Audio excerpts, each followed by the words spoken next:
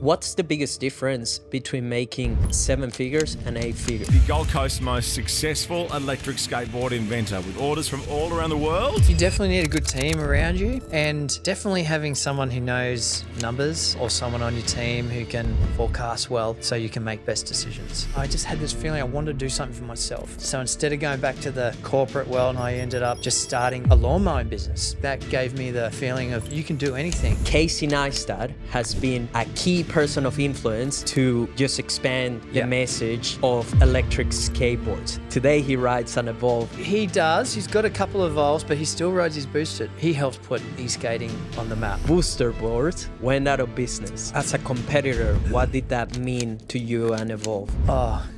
We were thinking, welcome to Founders Playbook podcast, the ultimate guide for entrepreneurs to build their empires, increase profits, and become great leaders. I'm your host, Nelson, founder and CEO of Vibes Creative, Australia's leading video podcast agency. Let's get down to business. Welcome back to another episode of the show. Today's legendary guest started his business as a passion project to bring the smooth, endless carving sensation of snowboarding and surfing to the streets. And over a decade later has grown into a global 9-figure brand leading the electric skateboard industry. He's the founder and director of Evolve Skateboards. Please welcome the incredible Jeff Anning. thanks, mate. That was a serious welcome there. Welcome to the show, brother. Stoked to share good. some of your journey. Yeah, happy days. Let's just go into it. Yeah. What exactly about snowboarding and surfing made you want to build an electric skateboard? Oh, well, I just love carving, love surfing, and I live on the Gold Coast. And when I first found snowboarding, it was I just couldn't believe that you could go down these mountains, 4 or 5 minutes at a time and just have that endless feel and that speed and that, you're in the moment. I just love being in that moment of just hanging on for dear life and just having a good time. And then when I came back to the Gold Coast, I just had the bug. I just wanted to, skate everywhere and surf and just get that feeling. But I couldn't go back to the snow because it cost so much money and I live miles away. And then one day I just saw a dude in a car park, on a skateboard, and he wasn't kick pushing. And that's where it all started. I as soon as I saw that, because this was in the Spit car park, I'd just been for a surf. And next minute I saw this guy and I was like, oh my God, what is that? And then instantly all I thought of, oh my God, if I was on that, I could be not kick pushing. The surf's crap. I could be on this thing just carving. I could be riding at night, whenever I want. That's all I thought. So I went straight home and did a little bit of research. And then sure enough, there were electric skateboards out there. I had no idea that they even existed. And this was in 2008. So a long time ago. And at the time, those boards then, they were really quite large. They weren't about longboarding so much. They're more like an electric skateboard. And the only way I can describe that was big trucks, big skateboard trucks, big decks, massive electronic systems that are bolted to them. And the wheels were like these rubber wheels. They just weren't so much about a quality longboard. And that's what I was used to. I've been riding longboards a fair while. And so I had to buy one, and I bought one and bought it from eBay actually. And at the time there was 2 companies in the US selling them, and there are a couple of Chinese companies selling them on Alibaba. No one in Australia was doing it. And 6 weeks later it rocked up, and it was fun, man. Like all I can say, it just met my expectation of that being in the moment again that I was like longing for. But the product itself was just shit. Like all I can say, it weighed 30 kilos. The deck was like a toy. Like it had all this spray on grip tape, and the wheels were like almost plastic, but they're about 100 mil. But still it was fun. So that was the main thing. It was fun. And then all I could think of is imagine if I got these electrics off this and I put it on my other longboard that had proper urethane wheels, you know, proper longboard trucks. And I just kept thinking about that. And then I started to play around with it and I did it. I worked with a local engineer and he helped us build this drive gear that slotted inside this wheel. And that was the biggest moment when I could get a gear inside a proper urethane wheel and on a truck and put it on a nice bamboo deck that had a little bit of flex. Instantly, the ride changed, like dead set instantly. And that's where it started, man. Sorry, I blabbed on a bit there, but that's kind of it could be a lot longer than that story, but in a nutshell, that's it. That's a good nutshell story. I'm curious to hear, because I know based on the conversations I've had with you and listening to your podcast and you talk about what you do, you're extremely passionate about riding boards in general, right? Yeah. What exactly is that you find to be this incredible feeling? What are you getting out of it? Because to push you to build a global company, you need to have something about this feeling that is absolutely different to anything else. Yeah, great question. And then when you referred it back to building the global company part, that was never my intention. Like I was more so trying to chase down making this board really, really good.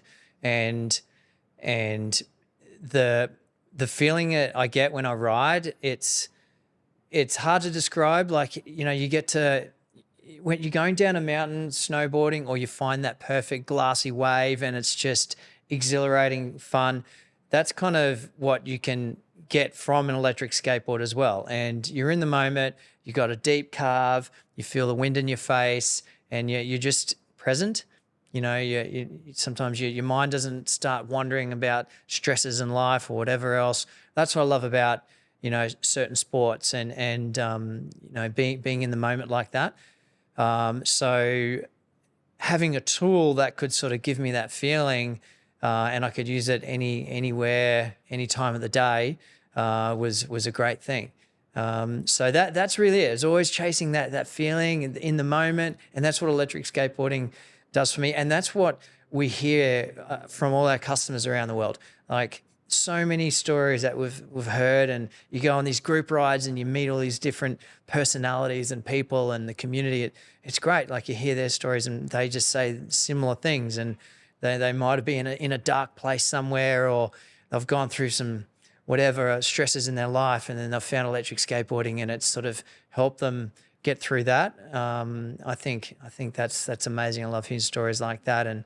But I never went out to build a global company. It organically came as the feedback that we're getting from people, and then it was like, man, these are so fun, and then build a business around fun was cool. Yeah, it was real cool. Would you say that building this incredible company just happened because of you pursuing your curiosity? That's how it organically started. Definitely. It was never, oh my God, we can build a huge business out of this. It wasn't like that. It was more about building something for me and for my friends and having fun. But then we started, getting genuine interest from certain people. It was like, oh, hey man, can you build me one? And I was like, yeah, I can, but it's going to take me 6 weeks or 7 weeks to build it because I don't have the parts. And then trying to navigate how to, make 10 boards was just so hard. Like, this is not just one product. To make one of these, there's multiple products with it. You got your deck, you got your trucks, and then all your electronics, and then bring it all together in assembly. It's not easy. So when I started getting interest like that, and we ended up right in the early days too, we had take it really, really wind it back even further. What I did was we were using these wheels called Sector 9, and these were quality, urethane wheels. And at the time, Sector 9 were a huge brand in the longboard industry. Yeah, absolutely. And Sector 9 got bought out by Billabong, and Billabong owned them. And Billabong are a Gold Coast brand, based on the Gold Coast. And at the time I was a landscaper, and I used to love surfing and snowboarding. And then I started building these boards just for fun. And then I ended up, I had some mates. I had to build like 8 of these boards, and I ended up just going to Sector 9 because I couldn't find those wheels anywhere. Like, you go to a skate shop and they might have one set. And I was like, how do I get 8 more of these sets? So I just said, stuff it. I'll just ring up these guys at Billabong and just say, can I just buy 8 sets of wheels from you? And they were like, what? Why do you want 8 sets of wheels? I was like, well, I've got this board and I use your wheels, and it's electric. And then as soon as I said that, they were like, what? What is this thing? Can you come in and show us? And I was like, all right, why not?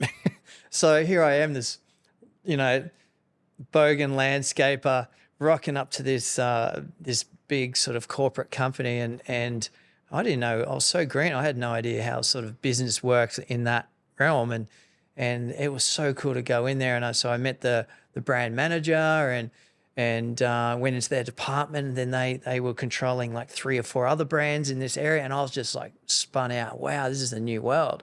And then they had genuine interest in the product, and then they said, yeah, can we have a go? Can we send it to USA? And we ended up sending the board to over USA, and then we were talking about maybe doing a license deal with these guys, and that's kind of when I realized we're onto something here. Like, there's electric skateboards aren't really here in Australia. It's a small industry, but a company like this is interested. Maybe this is an opportunity, and that's when that was about the time where it started to click, and then long story short, it didn't work out with those guys. That's what happened, and we ended up going back and forth for about 18 months, and in the meantime, I was like trying to refine the product, and then they ended up just saying, look, love the board, but yeah, probably not now. Maybe the timing's not right. And I was like, oh man, it's a big disappointment. And then that's when my wife Fleur and we just decided to, why not? Why don't we try something? Let's go out on our own and build a brand.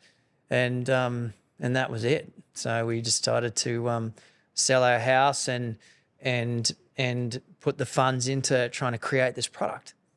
I want to follow that trail back for a moment, because it's easy to look at you now and be like, oh, wow, he built this incredible empire, right, in this specific vertical.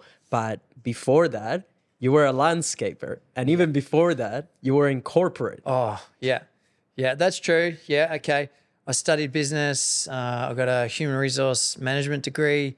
And then after uni, I worked for 2 or 3 different companies in the HR realm.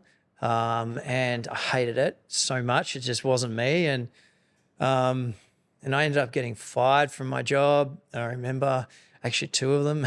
Why did you get fired? Oh, look, not because I didn't do anything bad, but I just think this is the corporate world. They wanted to go a different direction. Maybe I wasn't the right fit. And when I look back on it, I probably wasn't, because I was so into sport at the time as well. And I was young. I had a young mindset, and didn't really understand business so much. I was kind of learning, you get a business degree, but business degree doesn't teach you how to run a business, even though you think it does because you got the degree. Absolutely. No, you start down the bottom and you learn the inner workings. And so I jumped from a couple of jobs there, and then I get a little bit burnt about it. Like I was like, no, I just had this feeling I wanted to do something for myself. And so instead of going back to the corporate world and trying to find another job within that realm, I ended up just starting a lawn mowing business. That's where it started. I just went out and started to knock on doors and hand flyers out and work for different real estates, and I ended up getting my first job. And I remember my first landscape job, it took me a day and a half. I went into this backyard. I ripped all the weeds, were like 2-3 feet high. Ripped all the weeds out, put them all into bags, and went to the tip. A day and a half's work. I made like $800 at the time. I just couldn't believe it. I was doing my own thing, working with my own hands, making my own money, not taking shit from anyone. It was the best feeling. And that was a really good learning experience. Like, that gave me the the feeling of, you just got to get out there, put yourself out there and just do it. You know, you can do anything. And so that's where it started for me. And then I started to get clients. I ended up having like 25 different clients that I used to mow lawns for, and it was great. I was making good money, way better money than I was at HR, and which was crazy. And I was qualified, had a HEX debt and, you know, university fees to pay.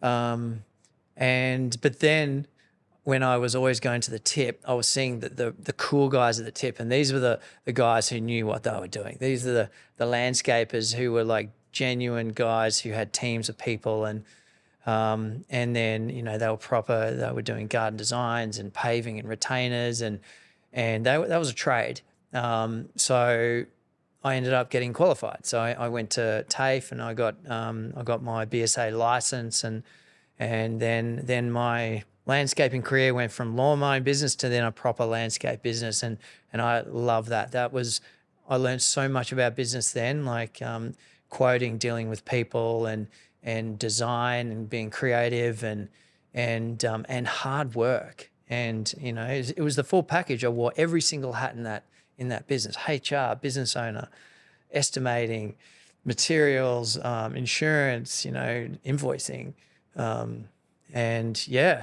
That went on for about 7 years. That's the best qualification any entrepreneur or founder can have, starting your own business. Yeah. Because at least what I found is that your definition of what hard work means, of what it takes, is absolutely wrong until you have to get out there in the battlefield and do it. Yeah. It's 10 times harder than what you actually think. Yeah, and then you learn stuff about yourself. Yes. And you've just got to put yourself out there. And absolutely. Compared to when you work for someone else. Yes. Then it's just it's a job.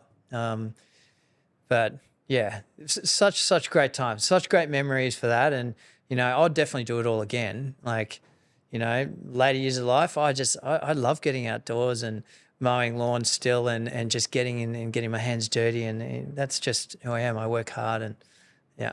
Fast forward, your curiosity and passion leads you towards creating the perfect electric skateboard. You start doing that. Suddenly your friends, you put the product to test in the market, in the closed network. Your friends are stoked about it. You make some boards for them. Suddenly there is a demand for your product, and you start realizing, okay, there's something here that might be worth pursuing. You had to sell your first house to be able to take on the project. How was that conversation? So the 15 months before that, we were, as I said before, we were dealing with Billabong, and there was genuine interest there. Like, these guys wanted to work with us. And so my wife, Fleur, and I, we had sort of secretly hoping this was going to work out with them. And I guess it did sort of validate the product. And when that stopped, then when they said, no, we don't want to work with you, then we were like, you know, I remember I was on a job down in northern New South Wales, landscaping, and I just said, I just got the call, I don't want to do it. And work was really quiet too around the time for landscaping. It was around the time 2007 it was, and that was right around where the GFC was like in full swing, kicking off. And all the commercial work started to dry up, and we were doing mostly residential. So it was hard. I had a mortgage back then. I had car payments. I had this new passion, but doing the landscape work was hard to find work. And we knew we had money in the house, and I had this passion, and then Fleur saw it, and then we were like, why don't we try to do it ourselves? Like, if we're going to do it ourselves, all we got to do is, we've got to get tools and molds for the battery case. We've got to make the trucks. I've got a deck supply. I had already lined up all these supplies to finish what the product was. And then so I sold it to her like that. And then she said, let's do it. And I remember being on the job, and I was like, no way, really? We're going to do this? And she goes, why not? you know, like we're kind of struggling at it is like, you just don't know what's going to come of it. And it was just a crazy feeling. And the other thing was like business, it was so hard at the time. Like people think you've got the house, you got a mortgage, why would you give all that up? But man, like we were under enormous pressure. Like there was financial strain big time. And to then I remember we ended up going to our bank manager and saying, look, we're struggling paying our mortgage at the moment. And then when we decided to sell the house, we ended up getting a 4-month relaxation, didn't have to pay the mortgage. And then we knew full well that we're going to get out. It wasn't like a stress or risk for me and Fleur. It was like, wow, we're kind of getting out of this stress that we're in and then embarking on a new journey, a new exciting journey. And we didn't think of, it was never moments in our head thinking, oh, what if this doesn't work out so much? It was just, let's just do this. And at the same time, I did think, all right, if we make 50 boards, because I did all the numbers, and if we sold it for, say, $1,000 each board, and it cost us $400 to make, and then the investment that we got to put in was, say, $35,000, because that's what it was. It was about $40K we had to spend on tools and molds to get this up and running. That's kind of how Fleur and I worked out. It's like, all we got to do is sell 50 or 70 boards, and don't quote me on these numbers if you're trying to work backwards here, but it was around something like this. And then that should at least pay off the tools and molds, and then we'll get our money back. And then, that's how it worked. But it wasn't as easy as just bringing out 50 boards. Like, we came up with the brand name. That was Fleur's idea, by the way. We were in a car driving along, and we said, what it's a skateboard with a motor on it, and it's like the skateboard has it's like evolved, and then we looked at each other and it was like, that's it, it's evolved. That's how the name came. So that's another story. But it was like building the 50 boards after the time of saying that we're going to do this took about another 15 months. And we built a website, and then we were, at the time, I was making all these videos. Like that's how we started. We were born on kind of YouTube, and I was just going out making these dodgy videos of myself and doing cess slides and trying to sell a passion.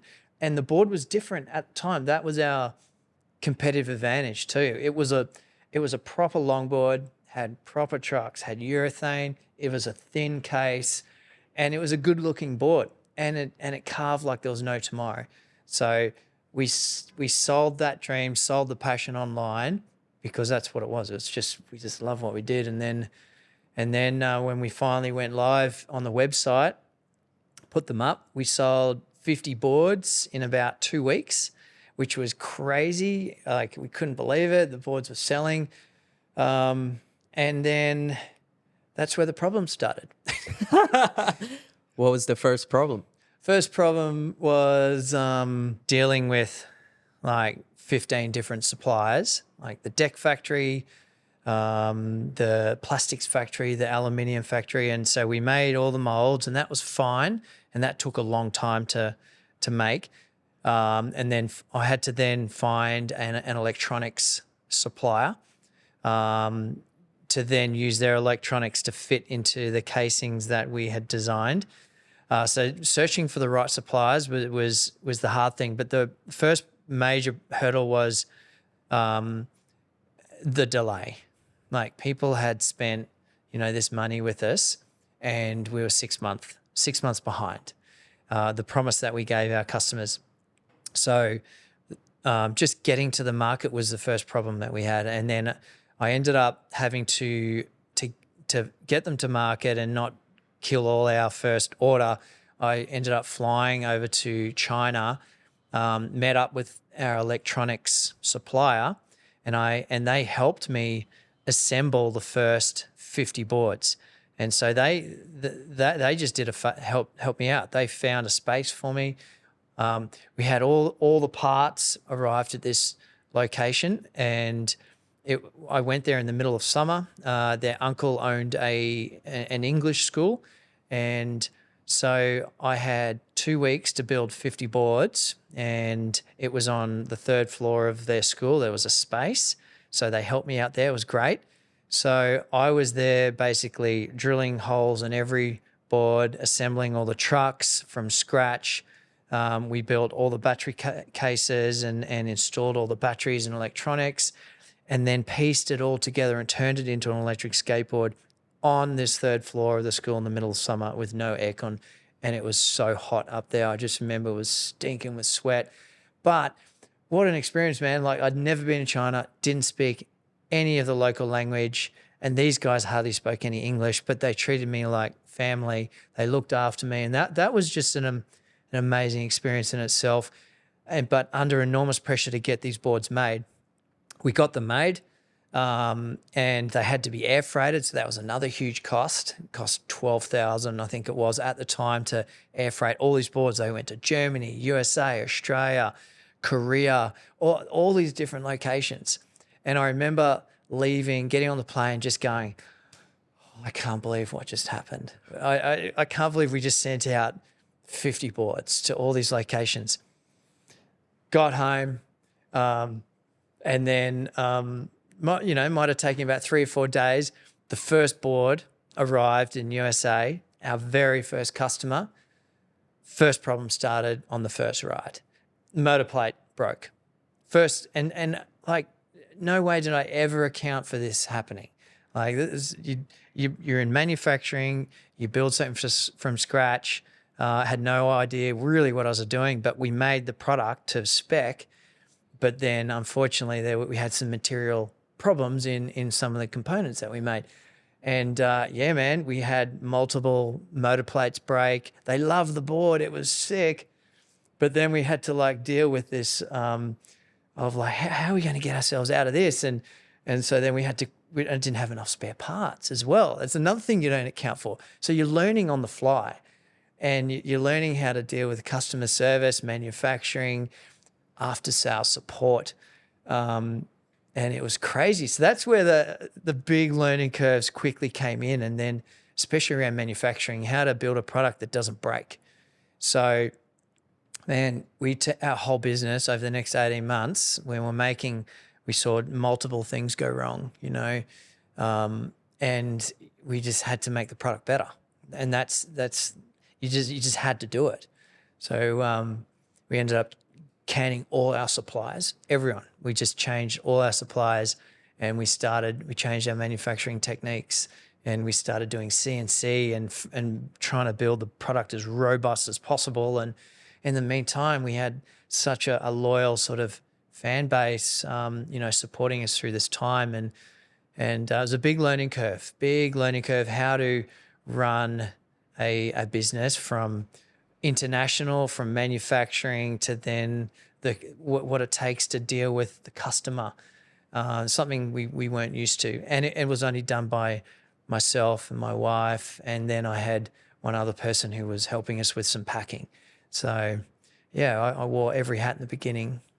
And that must have been so stressful, because ultimately a company only exists because it has customers. So if you're disappointing those first batch of them, it would have been very, very scary to know, is this thing going to have a future? I'm curious as well to ask, back then when you get the no that this is not going to happen, this company's not going to invest into this project, and you're talking to your partner, doing that pitch would have been very difficult given the circumstances in terms of, cool, we're not well positioned financially, we have a mortgage, work is slowing down. Why do you believe your partner said, yes, let's do this?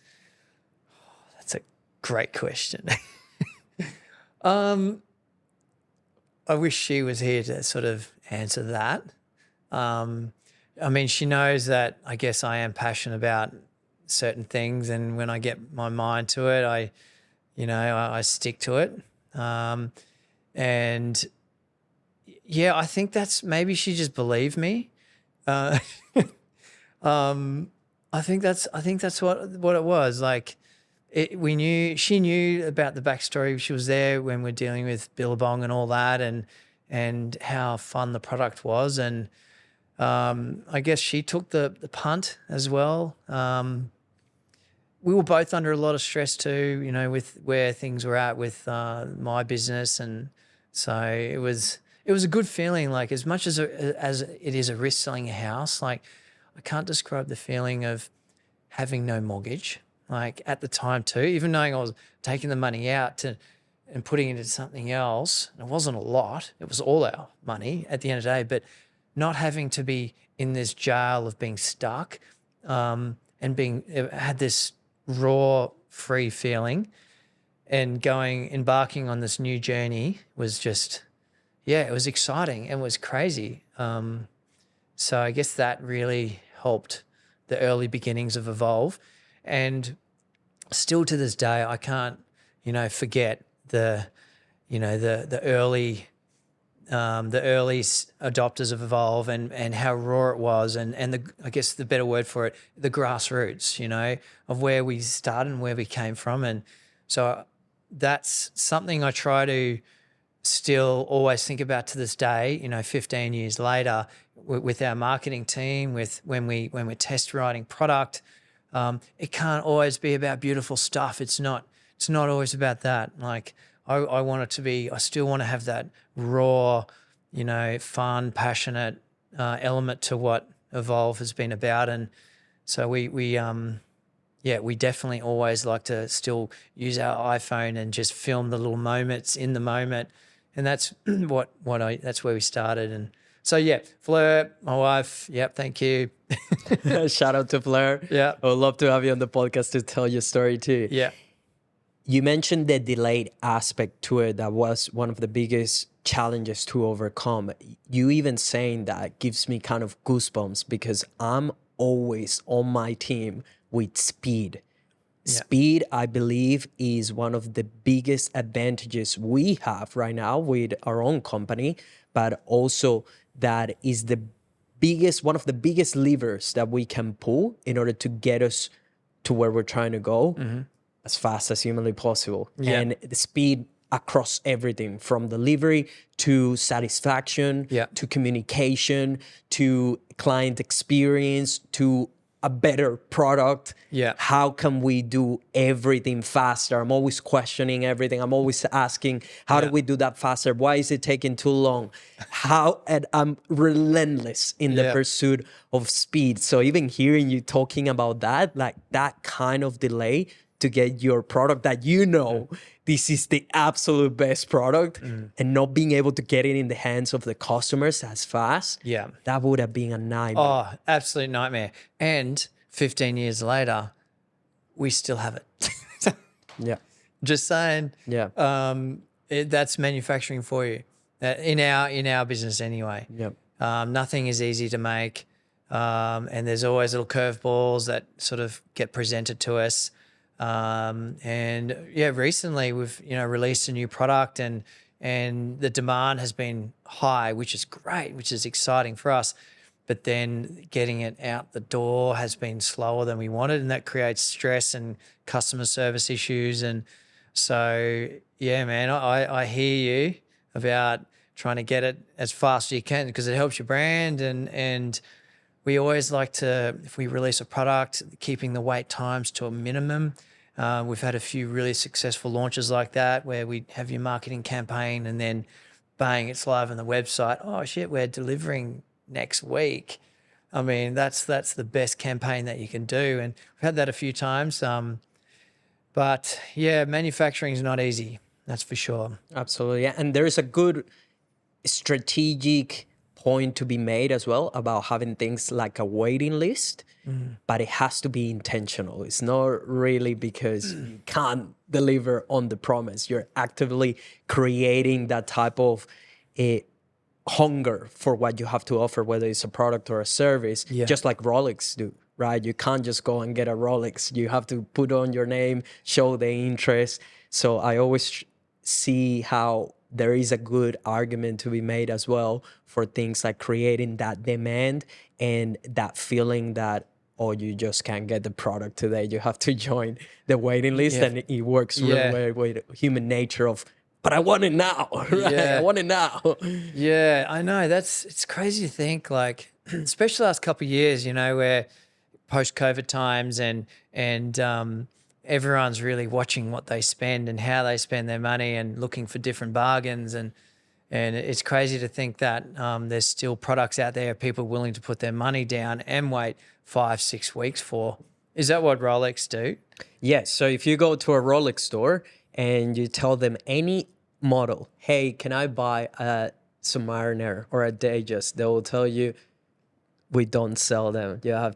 We can show you. They normally have a specific model that you can try to see if you actually like the watch and stuff. Got it. But then they'll put you on a waiting list, which can go anywhere between 6 months to a few years, depending on the specific model. Oh, wow. Sometimes you will never be called. It's a very good strategy. Some other brands as well apply the same kind of strategy to it.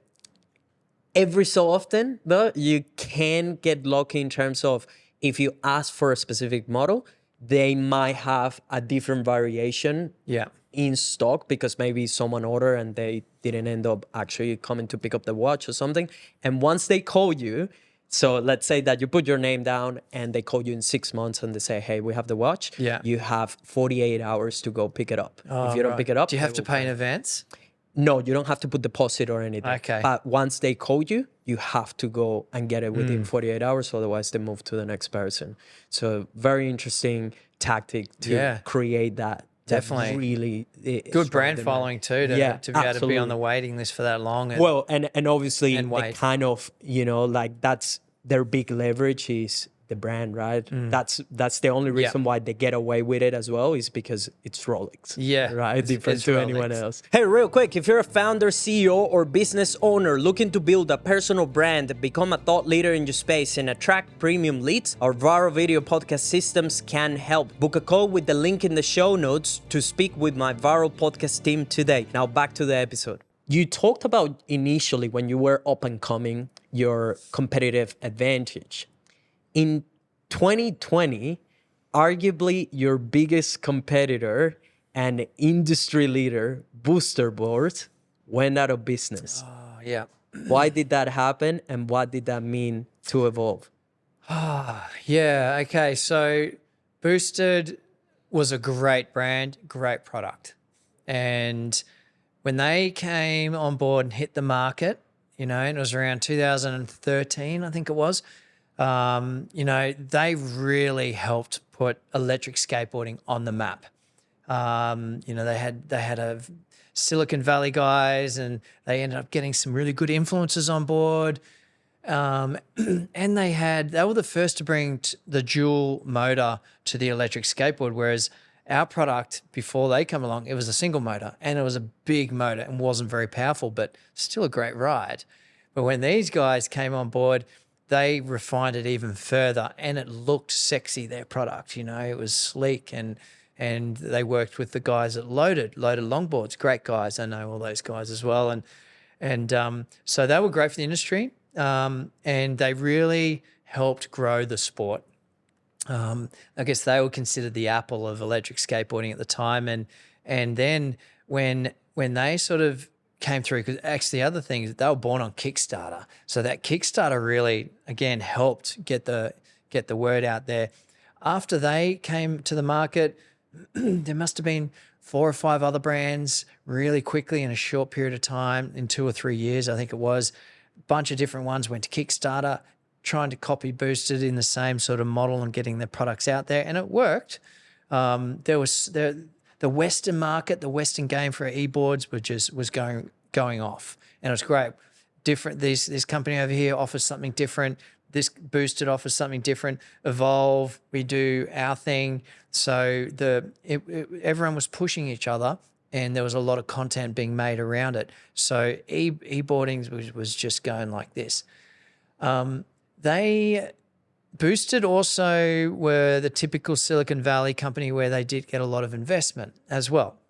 So they had VC, venture capitalists, come in, invest in their product and brand, and the usual strategy with VCs is, we'll buy into your company for X amount, and then the whole strategy there is, all right, we're going to grow it from, say, a $20 million business, and we want to see it get up to 100 million in the space of like 3 or 4 years, and then we'll cash out again. That's usually what the strategies of the VCs are. They want their money back at some stage. And yeah, they Boosted were growing, and then they started investing into other products as well. But at the same time, there was more competitors coming to the market, and then Boosted had various VC companies who were behind them. And then I think some of the VCs just decided we weren't going to keep giving them money, and they basically ran out of money. They ran out of money just before COVID kicked off.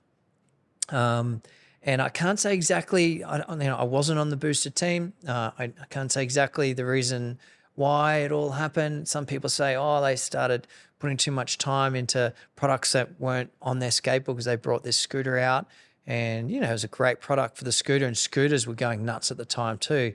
They were trying to become this full typical last mile transportation company. It's from skateboards to scooters, and so I understand the tack there. But it just ended up didn't work, I guess. So would have been interesting to be a fly on the wall and understand exactly what happened. But I think they were dealing with big corporate companies that had a lot of money, and then probably wanted their money back. And then it just folded. As a competitor, what did that mean to you and Evolve? Well, at the time, we were thinking awesome, because it was definitely us versus Boosted. Like, we were highly competitive against Boosted, and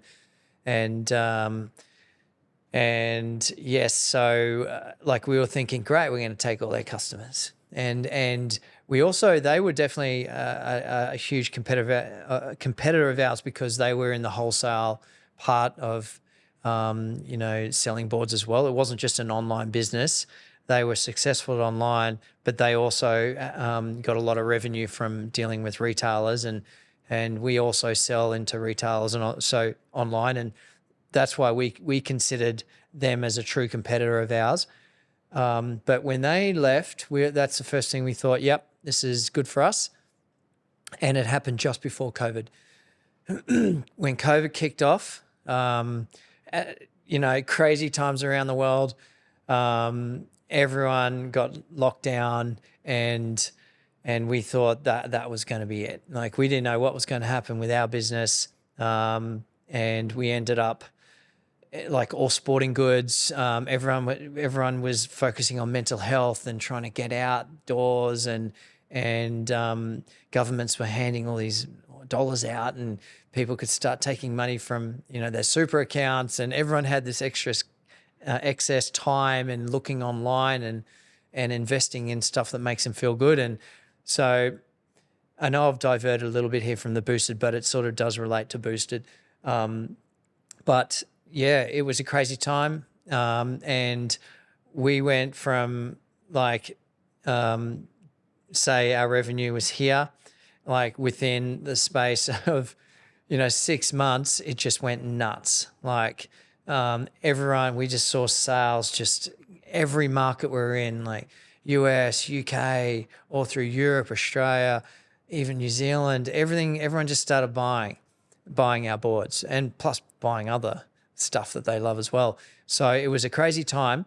But when we sort of got through COVID and, the world started to change, the missing Boosted in the market was notable, because they really contributed as a brand, and they were definitely good for educating the everyone in the world, what electric skateboarding is about.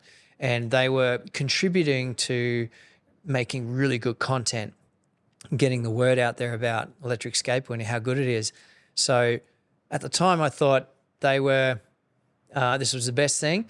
Now that I look back on it, especially the last few years, because there's been quite a few other players that have left the market, missing them is a bad thing, to be honest, because I feel as though Evolve is spending so much time trying to get the word out there and building content and sharing the passion of e-boards.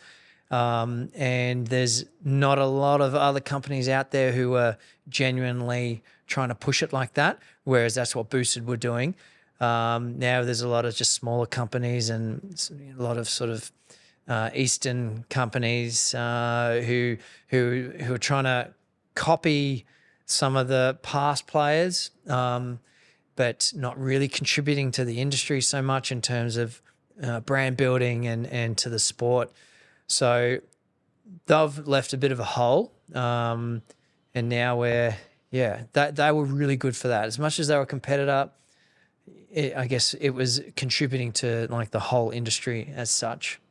Absolutely. And competition is healthy, right? Competition is something necessary in every market to push the boundaries of what's possible and to just force everyone to be better, to right? get better. So I love competitors in our market because they're pushing us to get to the next level. And even when we start getting too ahead, I'm looking for who are the biggest players that might not be locally here, that might be in America or some other bigger markets, right? Yeah.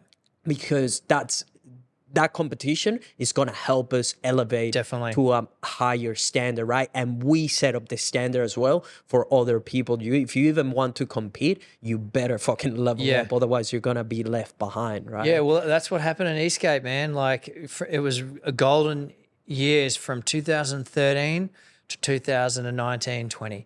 And there were just different Western brands coming out and some great products, different variations of each other. And we were there, Boosted, there was Inboard, there was Marble, there were some other European brands. It was just going nuts. And then a few of them dropped off. And then a lot of the Chinese companies now have copied variations of Boosted and Evolve. And that's where it's at. It's like just not great innovation. So innovation is good and it's healthy and it just builds the sport. Absolutely. When it comes to getting electric skateboards on the market and just to be known, influencers have played a big role into it. Casey Neistat has been a key person of influence to just expand the message of electric skateboards. And he started riding boosted. Yep. Today he rides an Evolve skateboard. Yeah, he does. He's got a couple of Evolves, but he still rides his boosted. I know that. He loves his boosted. He's also got a Project BMX, which was another one of our products. But the influencing part of eSkate when it first started, and this is a classic influencer. Like, it just took Boosted to the next level when they got him on board. It was the best move that they ever did. And 2014, I think it was, and he helped put e-skating on the map and just got it to the masses. Even to this day, every now and then I see someone goes, "Oh yeah, I've got a Boosted." I remember Casey Neistat. That's the power of it. It was so good, and it's something I wish. We're always looking for micro influencers or the sporting types. So it's just finding those right people to work with is a key, but it's got to be authentic to the brand. And good thing about what Casey had with Boosted is that he actually loved it. He loved e-boarding and he loved the product. So it was authentic. And when it comes to influencers, who are some of the biggest influencers that are riding Evolve skateboards? Oh, influencers as such. Look, we've got multiple. We've got different people that use our product. From, there's some movie stars, there's musicians, there's a lot of people that we don't even know who have our product that do ride, and every now and then we get wind of it. We know that Vin Diesel bought a bunch of boards for his team after one of the X movies that he did. And then, of course, they don't show it and promote it, which they did. Do you remember the guy that jumped out of the Felix? His name is, I can't pronounce his last name. Starts with B.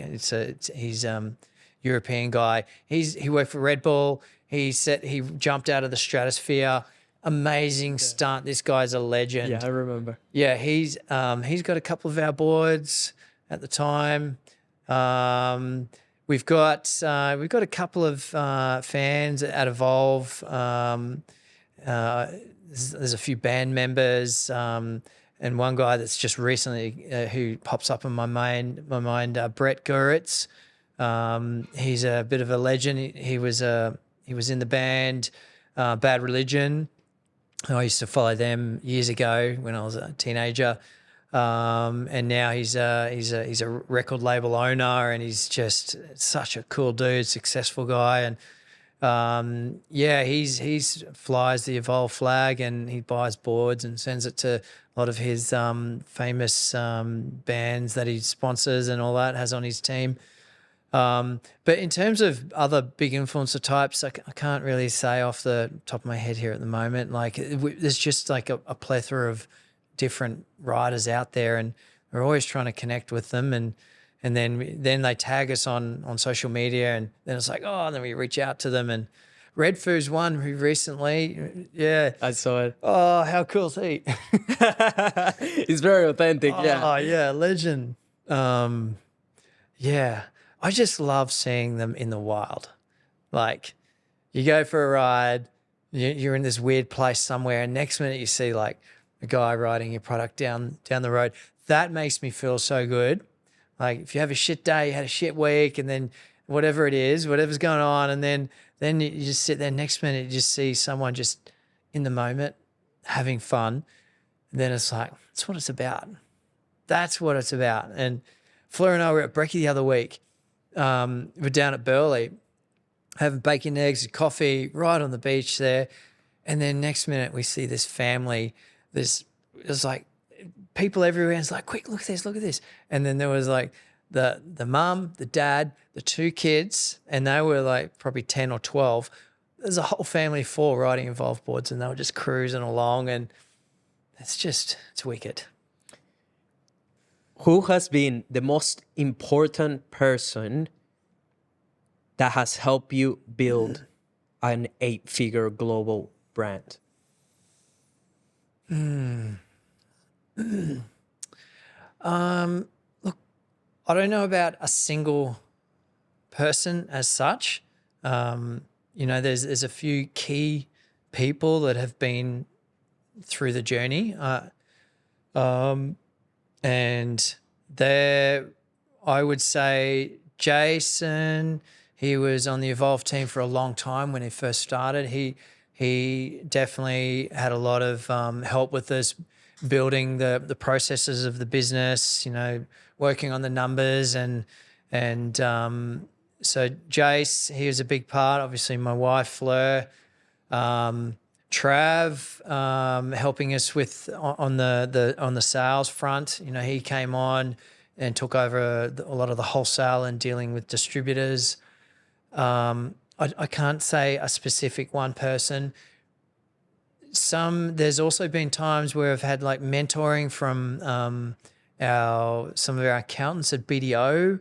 I would say they have also been a big help and supporter in just believing in us, which has been really good. Just helping us with putting us in touch with different professional services that we need at the time to grow the brand, and whether it's legal, distribution agreements, or trying to get tax advice. There's been times where that's been really helpful.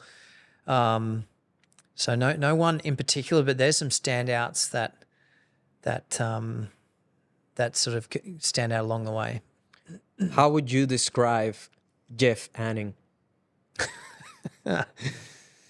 Oh, yeah.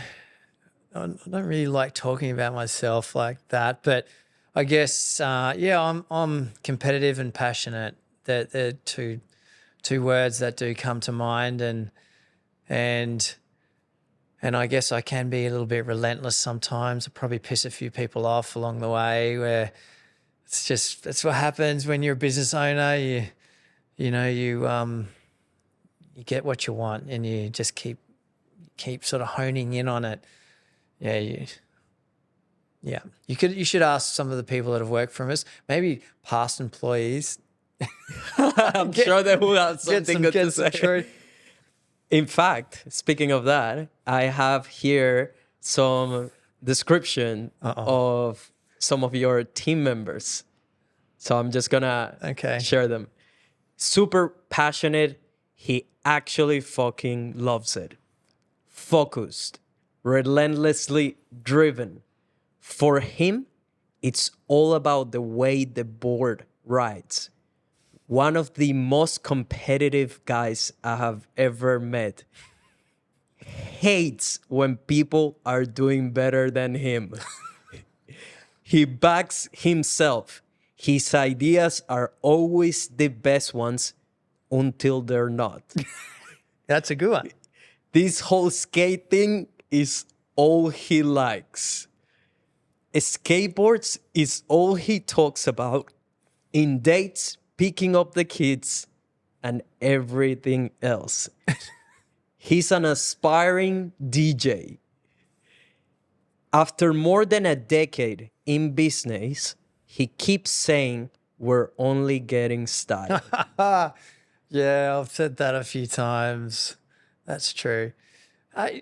Come on, you need to put like the reference name against each one. So then I can follow up with these people. Are you only getting started? I think so. God, man, I've been in this for 15 years now. It's a long time.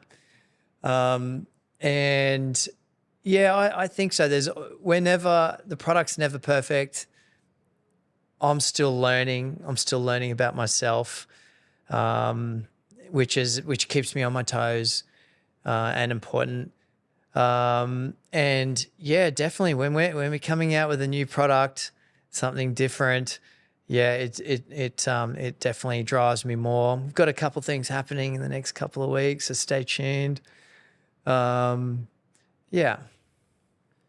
In your experience, what does it take to build an 8-figure business? Oh, yeah. Okay. So you definitely need to be driven, and you need to don't take no for an answer.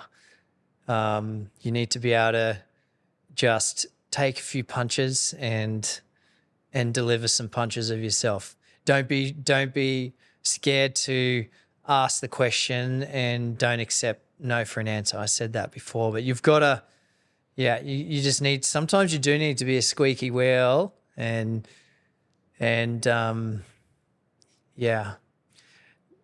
passionate is a word that some of my staff members have said a lot there, I've noticed. And I am passionate because I do love the product. But I'm also passionate because, I care, and I want to see success, and I hate seeing things half-baked or, not done well, and we know that we could be doing something better than what's just happened, whatever it is. So I think focused, passionate, and just ask the questions. Don't take no for an answer is one that I've definitely learned. If someone says, you need to just drill them. I love that you used that word before, because that's one thing that I keep reminding my team, that ultimately, even though we have the track record of what we do, we're currently building what is going to be the #1 video podcast agency and all these things that we're doing, the reason why we will succeed is because we care. We care more than anyone else, and we're going to do the extra mile. Yeah. We're going to do whatever it takes to be the last man standing. So I love that you use that specific You sound word. competitive too, I have to say.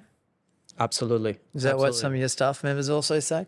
Absolutely. I would say that they will have a very close description in competitiveness, in being relentless and being driven, taking no for an answer. Absolutely everything you have said Yeah. totally resonate with me. And the way I see it is if you don't have those ingredients, it's going to be very hard to stay alive with guys like us. It's just, Yeah. that's just how I see it. I think also, you know, if you weren't like you're passionate about what you do, and I've seen it when I talk to you, I can just tell, and I think one of the definite key ingredients is those people who have found something and they genuinely love it. Then I think the rest of it just naturally sort of comes. It's like you don't take no for an answer because you want to see it work out. But if it's something that you're half interested in or you're second guessing, then you probably won't go the extra mile. Absolutely. What's the biggest difference between making 7 figures and 8 figures? You definitely need a good team around you. That's important. You can't do it all yourself. 100% you need to have the right people on the bus with you along your journey. You can't do it all yourself, and you do need to delegate and trust other people. So I think building the right team is important, and definitely having someone who knows numbers is also good. You know, having a good accountant or someone on your team who can forecast well is important. Yeah, so you can make decisions, best decisions. Speaking of numbers, you recently broke a record in the Tweed Coast area. According to my research, you sold your previous house for $15 million. Yeah, it was a good one. How did that feel? It was great. It was bittersweet because it was a beautiful house and all that. We loved it. But yeah, it was sick, man. Like, yeah, again, I think we're a little bit lucky there. And the only reason why I say that was, you know, we did buy the old place just before COVID kicked off. And when, as everyone knows here in Australia and other locations, when COVID came in, a lot of house prices went up. So we timed it well there.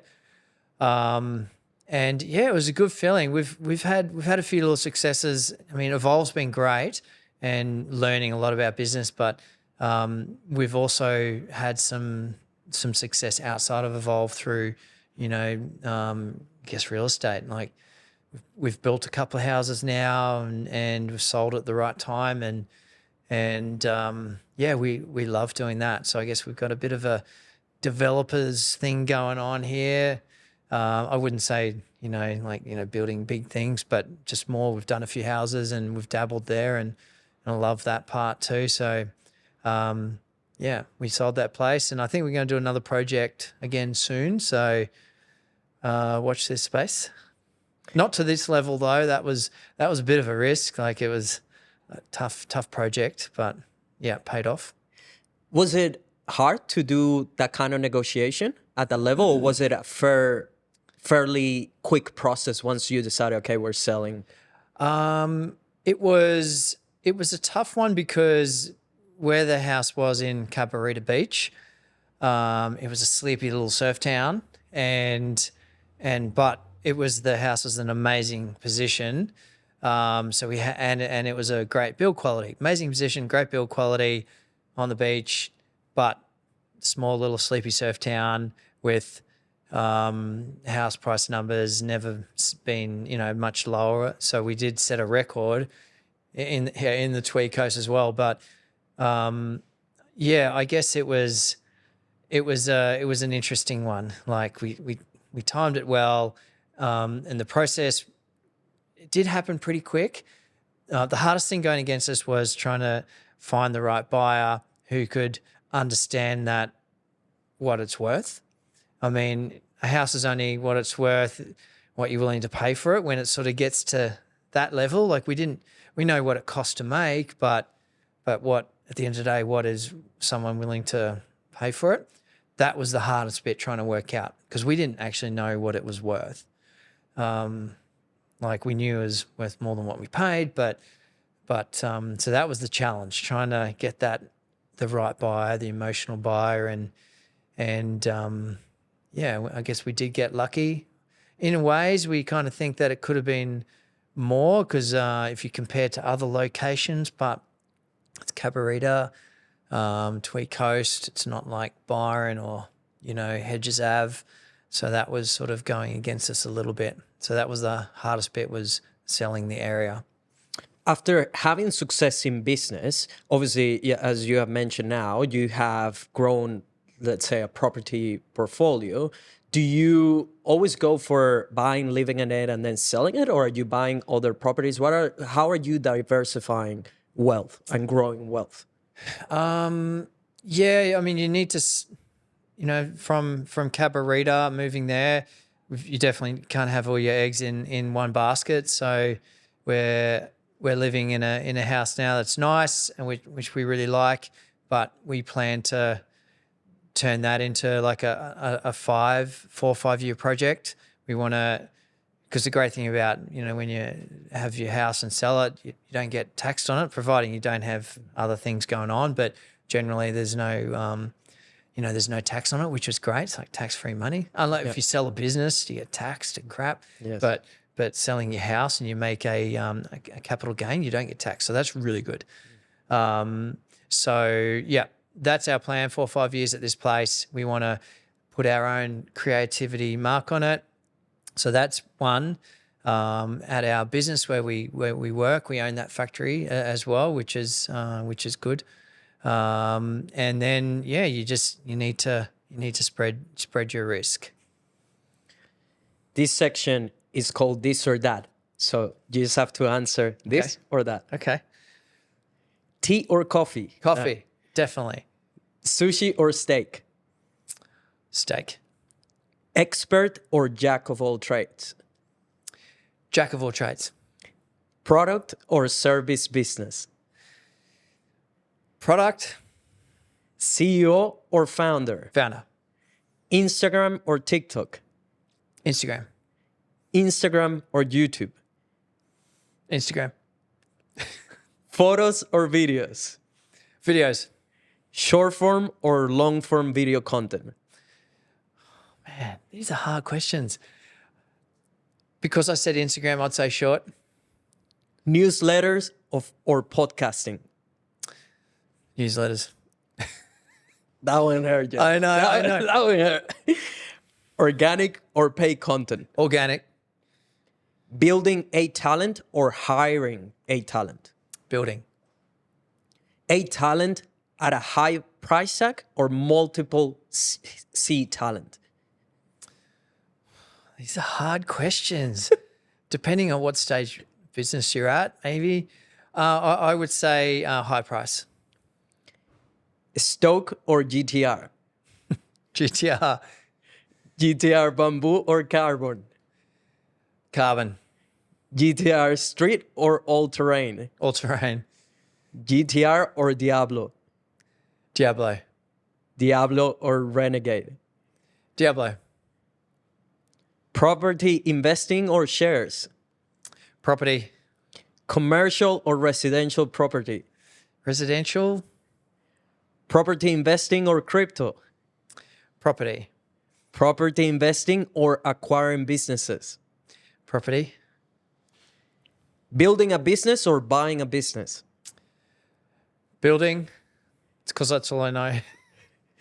Passion, 6-figure business or stressful 8-figure business? Passion, 6-figure. Sales or marketing? Marketing. Lamborghini or Nissan GTR? Nissan GTR. Nissan GTR or electric combi? Oh, gosh, man, these are tough questions. I would say electric combi. You did buy a Lamborghini. I did. And you're going to ask me, why did I choose the Nissan GTR? First of all, how did that feel? Buying a Lambo, it was great. Yeah. Yeah, it was great because I'm a bogan at heart. I love fast cars. I always have ever since I've started driving. Loved it. And I love the design of it, everything about it. I absolutely hated the attention that it got. That was the thing that I despised most. Were you being stopped at all times? Definitely. Yeah. Followed, stopped. People either love you in it or hate you in it. Yeah. Got plenty of hate as well, which is weird. But it was more the fact that you had to plan where you wanted to go and how you're going to use it. And that's, I used to love just getting into driving in it, but you couldn't just go down and pick up a Vindaloo at the curry shop down the takeaway store. I mean, you could. I did it a few times, don't get me wrong, but then you get out of the car and then you get people coming up to you and taking photos, and that's what I hated.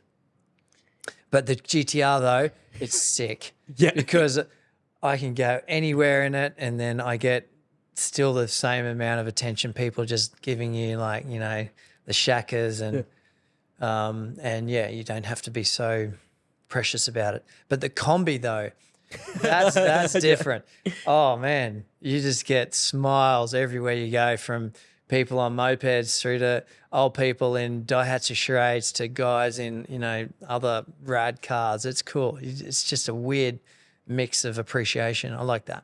What is the single best thing that you like most from having a Nissan GTR compared to a Lamborghini? Oh, okay. Just being able to drive it down the street and have your window down. That's probably, I know it's crazy as it sounds, I just didn't like all the attention. It was too much. Too much. By the way, one of the boys here, one of the editors, his dream car is a GTR. Oh. So when you came in, I told him, oh, Jeff has a GTR, by the way. He probably come on it. And when he saw you rolling around, he was like, oh, shit, it's cool. actually a GTR. Because he didn't believe it. Really? Yeah. Oh, mate, I'll take him for a spin. Yeah, you'll love that. It's a cool car. I love it. Yeah. What are 3 things that you will tell your 30-year-old self about building a successful 8-figure business? Okay, the first thing that just came to my mind was instantly, the first thing that came to my mind was as I've been in business a fair while now in this one business, like you're the constant in the business. And I told you this the other day when you and I had a chat. Yeah, that's one thing I've definitely learned, is that no matter what, you're the main ingredient, and everything changes around you, and then you've just got to keep up with that. So you're the constant, you're the decision maker, it rests on you. That's the first thing that came to my head there. What's number 2? Number 2 is definitely know your numbers. Yeah, be across what's happening in the back end of your business. Yeah. And what's number 3? Number 3 is try to have fun in your business. Why? I think it's important. Like, if you take it so seriously as well, it can definitely have, I guess, stressful effects on you. And yeah, I guess that when you heard some of the comments about some of my staff members, yeah, I do take it seriously, but it is a fun product at the same time. And so I need to reflect and definitely step back and then appreciate, what the product's about and how cool it is and how cool it's made other people's lives, and then not always get caught up into the day-to-day, which is really important too, which affects how the business works at the end of the day. But yeah, know your numbers, you're the constant, try to have fun with it, and yeah, stay on top of it. What's the worst piece of advice you have ever received? Gosh, I've never been asked that question. The worst piece of advice, you're never going to make it, you can't do this. Stuff like that, like, oh, geez, that's a risk. Little things like that. They're the kind of things that fire me up a bit, being competitive like that. Yeah, I think,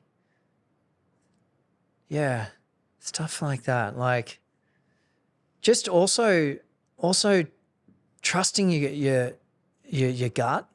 There's that, like, especially when we first started Evolve, like we were so green and, come from a landscape business, but I learned a lot about running a business there, but moving into a different type of business, you've got to still trust that little voice inside, that's down there, and you can get advice from different people along the way. But at the end of the day, you've definitely got to, I think you probably know what's best at the end of the day.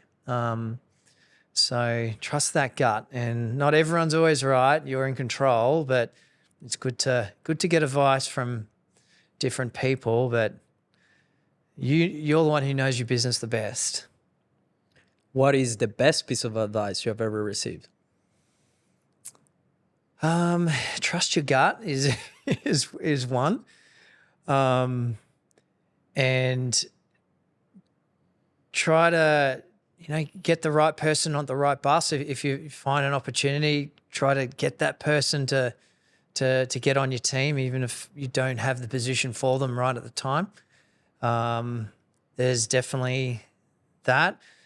You do need to spend money to make money is something I've learned along the way, and especially with like marketing. And I always have that age-old battle about organic versus paid marketing. Yeah, I think that's it.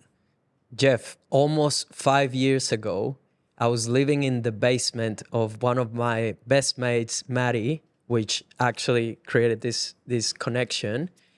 And one day I saw through the window a Lamborghini pulling up to No way. Okay. pick up something from my mate. Well, I was just dreaming big on that basement.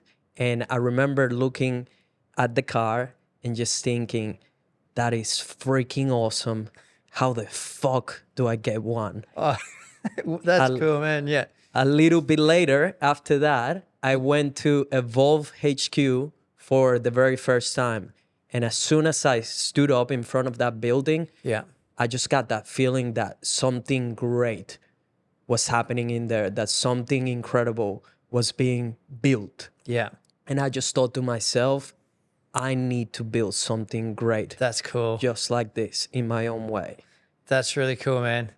Thank you very much for what you're doing, for how passionate you are, for how driven you are, because look at where you're now, man. Yes, help a lot. You've got a great story as well.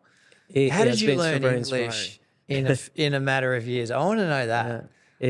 You have been very inspiring, dude. So thank you very much. And I would love to ask you to finish the episode. Just like me back then, being extremely motivated thanks to what you're doing, there's someone that is listening to this now that is just wondering, how do I do this, right? How do I get to build something great too? What would you tell to that person? Just, I don't want to sound like cliche kind of vibes, but follow something that you believe in, that you have a passion for. I think that's a key. If there's something that you love and you think you could do it. Maybe don't have the mindset of putting money first. Like, I know that's easier said than done. Like, everything can be about money sometimes, but I think if you're doing something that you really like, so you got to find that, but definitely believe in yourself. Like, literally everyone can do whatever they want. And if you're doing something that you're not liking, you can change. You can change. And I've been in that position like multiple times when I was in the HR job, hated it.